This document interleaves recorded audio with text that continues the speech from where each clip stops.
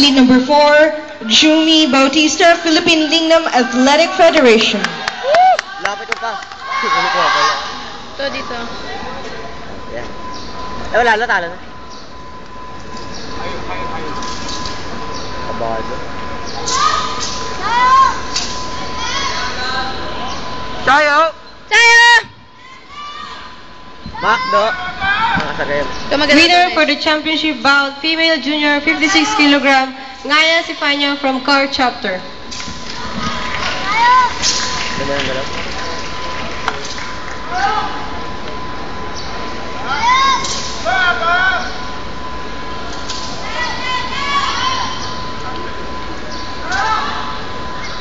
Pagalaman yan, gusto ko na video yung sarili ko.